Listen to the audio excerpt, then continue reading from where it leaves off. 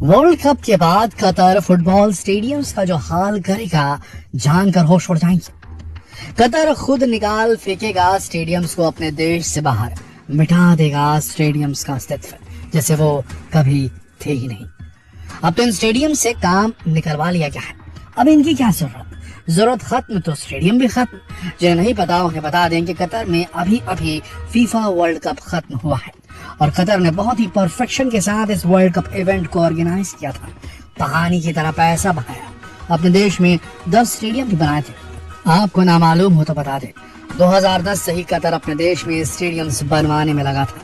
लेकिन दोस्तों, कतर एक ऐसा देश है जहाँ ऐसी जमीन बहुत कम है जिसके ऊपर रहा जा सके, जिस एरिया में रहने के लिए घर मकान बनाए जा सके।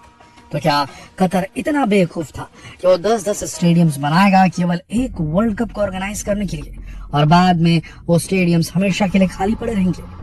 ये तो फिर जमीन को और पैसे को बेकार करने जैसा हो गया। लेकिन कतर इतना बेवकूफ नहीं है। जितने मन से कतर ने स्टेडियम बनाए थे, उतनी ही क्रूरता से इन स्टेडियम के साथ अब वो काम करने वाला है इन स्टेडियम के साथ कुछ ऐसा कि पूरी दुनिया दंग रह जाएगी। आज इस वीडियो में हम आपको बताएंगे कि क्या हाल करेगा कतर इन स्टेडियम्स का। दोस्तों, कतर ने इतना पैसा जो स्टेडियम्स पर बहाया है, उन स्टेडियम्स की वर्ल्ड कप के खत्म हो जाने के बाद क्या दुर्दशा होगी, इस बात को गंभीरता से समझने के लिए आपको एक रियल स्टोरी सुनाते हैं। रियल स्टोरी साउथ अफ्रीका के केप टाउन के एक स्टेडियम की। दोस्तों, साउथ अफ्रीका ने 2010 में फीफा वर्ल्ड कप होस्ट किया था। इसके केप टाउन के एक स्टेडियम की जो कॉस्ट आई थी, उसे आज की करेंसी रेट्स में देखें तो $250 मिलियन होगी। बहुत इंतजाम किए गए थे, पैसा बहाया था। फिर एक दिन वर्ल्ड कप खत्म हो गया। वर्ल्ड कप खत्म होने के बाद उस स्टेडियम का क्या हुआ? इतना महंगा स्टेडियम बनाया था तो उसे मेंटेन भी करना पड़ता था। आपको बता दें कि 2010 से 2020 तक उस स्टेडियम को अच्छी हालत में रखने भर के लिए हर साल $2 मिलियन खर्च हुए। 16 करोड़ 58 लाख भारतीय रुपए से भी ज्यादा खर्च करने पड़ते थे। जैसे वहां लगे पेड़ पौधों का ध्यान रखना, रेगुलरली घास कट करना, ग्रास कटिंग करना, वहां की लाइटिंग को मेंटेन रखना, सीट्स को खराब होने से, धूल लगने से बचाना, सिर्फ ऐसे कामों में ही इतना खर्च आता था।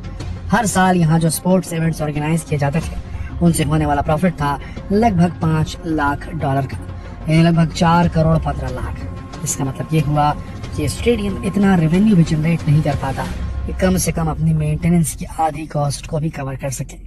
ये खर्च हर साल सरकार को ही उठाना पड़ता। ऐसा ही कुछ रूस के साथ भी हुआ। 2018 में रूस ने वर्ल्ड कप इवेंट को होस्ट करने के लिए 9 बिल्कुल नए स्टेडियम बनाए थे और 3 स्टेडियम्स को अपग्रेड किया था। रूस ने टोटल $16 बिलियन खर्च किए थे। रशिया का आइडिया था कि वो इन स्टेडियम्स को इवेंट खत्म होने के बाद डोमेस्टिक फुटबॉल टीम्स को रेंट पर दे देगा। इन्हें इसी तरह से डिजाइन किया गया था। यहाँ तरह तरह के मैच होस्ट किए जाएंगे और टिकट से इन्हें अच्छी हालत में रखने का खर्च यानी इनकी रनिंग कॉस्ट कवर हो जाएगी। लेकिन ये आइडिया बहुत महंगा और बहुत फ्लॉप साबित हुआ। रूस को बहुत नुकसान उठाना पड़ा, आज तक भी उठाना पड़ रहा है, क्योंकि डोमेस्टिक टीम्स टिकट सेल करने में नाकामयाब रहती है। रूस के स्टेडियम्स की टोटल कैपेसिटी की महज 15% सीटें ही फुल हो पाती थी, बाकी पूरी खाली रहती थी, जिससे रनिंग कॉस्ट भी कवर नहीं हो पाती थी। इसकी भरपाई करने का बोझ टैक्स पेयर्स को, उस देश की जनता को, रशिया की जनता को उठाना पड़ता था। वर्ल्ड कप के 1 साल बाद ही रशिया का कैलिनिंग्राड स्टेडियम डूबने वाला था और उसे बचाने के लिए $1 मिलियन का खर्च आया। लोगों का मानना था कि इससे अच्छा होता कि स्टेडियम को डूबने दे दिया जाता। इनमें 9 स्टेडियम्स में से केवल एक कजान एरिना ही सफल रह पाया है। ये वो एक मल्टीपर्पज वेन्यू में तब्दील कर दिया गया था। यहाँ फुटबॉल मैचेस तो होस्ट किए ही जाते हैं, साथ ही concerts, car shows, fashion events और कम्युनिटी इवेंट्स भी करवाए जाते हैं। और साथ यहाँ रेस्टोरेंट, होटल्स और बार्स भी जो सक्सेसफुली रन किए जा रहे हैं। यानी जिस स्टेडियम को किसी अलग ही चीज में ट्रांसफॉर्म कर दिया गया वो सक्सेसफुल है और बाकी वेस्टेज ऑफ टोटल मनी। तो इससे साबित होता है कि एक इवेंट के लिए इतना पैसा खर्च करके एक स्टेडियम बनाना टोटल वेस्ट ऑफ मनी है। कतर ने तो 10 स्टेडियम बनाए हैं, जिनमें से 7 बिल्कुल सिरे से शुरू किए गए थे। ये बिल्कुल नए ब्रांड न्यू स्टेडियम्स थे। रूस ने तो $16 बिलियन खर्च किए थे जो वेस्ट साबित हुए। लेकिन आपको पता है कतर ने कितना खर्च किया है? रशिया से 12 गुना ज्यादा, $250 बिलियन। लेकिन दोस्तों, कतर ने साउथ अफ्रीका और रशिया से शायद बहुत बड़ी सीख ली है। इसलिए कतर अपने स्टेडियम के साथ वो करने वाला है जो किसी ने आज तक नहीं सोचा, ताकि स्टेडियम्स पर जो खर्च हुआ उसे आने वाले समय में रिकवर भी किया जा सके और मेंटेनेंस पर हर साल एक्स्ट्रा खर्च करना भी ना पड़े। दोस्तों, कतर की पॉपुलेशन करीब 4 लाख है और इसके स्टेडियम्स की टोटल कैपेसिटी 4,20,000 है, जबकि रशिया की पॉपुलेशन तो इससे कहीं ज्यादा है। फिर भी रशिया अपने स्टेडियम्स को फुल नहीं कर पाया, आधा भी नहीं भर पाया। तो कतर कैसे अपने स्टेडियम की सीट्स को मैच के बाद फुल कर पाएगा? दोस्तों, कतर का ऐसा कोई प्लान है ही नहीं। कतर अपने स्टेडियम्स को फुल करना भी नहीं चाहता, बल्कि वो इन स्टेडियम्स को पूरी तरह ट्रांसफॉर्म कर देना चाहता है। कतर के 2 सबसे बड़े स्टेडियम ल्यूसील और एल्बीट को मल्टीपर्पज वेन्यू में बदल दिया जाएगा। ल्यूसील स्टेडियम्स में से आधी से ज्यादा सीट्स को रिमूव कर दिया जाएगा ताकि यहाँ cafe, shop, schools, health clinic बनाया जा सके। हो सका तो यहाँ अपार्टमेंट्स भी बनाए जाएंगे। ऐसा ही कुछ एल्बीट के साथ किया जाएगा। यहाँ एक 5 स्टार होटल, एक शॉपिंग मॉल और एक हॉस्पिटल बनाया जाएगा।